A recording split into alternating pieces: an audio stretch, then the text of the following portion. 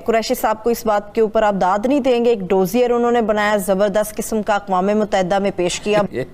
इस पे तो उन्हें देना एक तरीका निकालें कि मैं उनको खराज तहसीन पेश मैं दे रही हूँ, मेरा अपना दिल चाहता। कुरैशी साहब वज़ीर ख़ारिजा जरूर हैं, नहीं आप संजीदगी से लेते? कोई लेना चाहे तो ले ले, मैं किसी को रोक तो नहीं सकता। क्या करना चाहिए? और ये सब मसला ये है कि हमारे वजारत खारजा को सबसे कमजोर वजारत खारजा है। कुछ दिन पहले पाकिस्तान ने एक झूठ का पुलिंदा, जिसे उसने डोजियर का नाम दिया था, यूनाइटेड नेशन तथा अन्य देशों को भेजा गया था। पाकिस्तान यह उम्मीद लगाकर बैठा था कि इस डोजियर को पढ़ने के बाद यूनाइटेड नेशन में भारत के खिलाफ कोई प्रस्ताव पारित किया जाएगा, साथ ही कश्मीर का मामला भी सामने आएगा, लोगों के सामने यह उजागर होगा, पर उस पर कुछ नहीं हुआ। इसके 2-3 मुख्य कारण राजनीतिक पंडितों द्वारा बताए जाते हैं। पहला, पाकिस्तान ने जब डोजियर यूनाइटेड नेशन को भेजा, उसके ठीक 2 दिन पहले ही भारत ने अपना डोजियर पाकिस्तान के खिलाफ जमा कर दिया था। इसलिए विश्व के लोगों को यह लगा कि पाकिस्तान जो डोजियर जमा कर रहा है वह भारत के डोजियर के बचाव के रूप में है, न कि कोई एलिगेशन भारत पर लगाया जा रहा है। दूसरा, पाकिस्तान को पूरी दुनिया यह जानती है कि यह टेररिस्ट की जननी है, यानी यहीं से टेररिस्ट पैदा होते हैं। इसी कारण एक नहीं 3-3 बार पाकिस्तान FATF के ग्रे लिस्ट में रह चुका है। अब भी पाकिस्तान FATF के ग्रे लिस्ट में बना हुआ है। जब एक अंतर्राष्ट्रीय संस्था पाकिस्तान को टेररिस्ट मानती है, फिर पाकिस्तान को यह कैसे हक बनता है कि वह भारत पर टेररिज्म फैलाने का आरोप लगाए। तीसरा, पाकिस्तान की आज की तारीख में विश्व की राजनीति में उतनी औकात नहीं है कि वह भारत के खिलाफ कोई इल्ज़ाम अगर लगाएगा तो दुनिया उसको मान लेगी, क्योंकि उसकी आवाज़ आज सुनी ही नहीं जा रही है।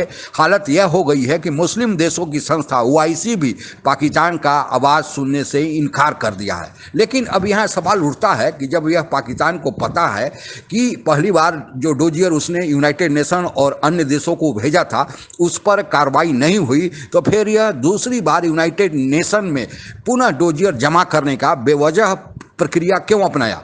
इसके 2 कारण बताए जा रहे हैं। पहला, अभी अफगानिस्तान में फंसे लोगों को निकालने में जो मुख्यतः दूसरे देशों के नागरिक थे, साथ ही अमेरिका की सेना को भी निकालने में पाकिस्तान ने मदद किया है। पाकिस्तान को यह समझ हो गई है कि इस कारण विश्व समुदाय उसको सहानुभूति से देखता है।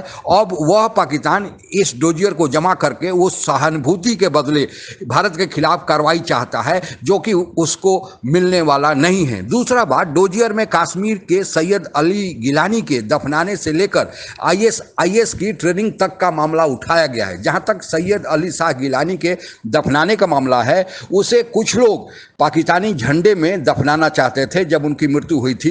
इस कारण भारत सरकार ने उनको दफनाने से रोका था और अपने स्तर पर उनको दफन की कार्रवाई प्रारंभ की थी और पूरी भी की थी, पूरे रीति रिवाज से, जो मुस्लिम धर्म के रीति रिवाज के अनुसार होता है। साथ ही जहां तक IS की ट्रेनिंग का सवाल है, यह बात डोजियर में उठाकर पाकिस्तान एक तीर से 2 निशान चाहता है। पहला, IS ने, आप लोगों को पता ही होगा कि कुछ दिन पहले काबुल के हवाई अड्डे के पास एक आत्मघाती बम हमला किया था, जिसमें अमेरिकी सैनिकों सहित कुछ तालिबानी सैनिक भी हताहत हुए थे।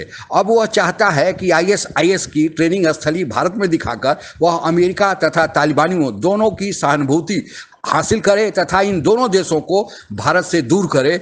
पाकिस्तान की यह चाल कामयाब होने वाली नहीं है, क्योंकि लोगों को पता है कि पाकिस्तान का असली चेहरा क्या है, उसका असली मकसद क्या है। आज के लिए बस इतना ही। आप अगर हमसे जुड़ा रहना चाहते हैं तो कृपया मेरे चैनल को सब्सक्राइब करें तथा बेल आइकन भी दबा दें, ताकि नई वीडियो की जानकारी तुरंत आप तक पहुंच जाए। धन्यवाद। जय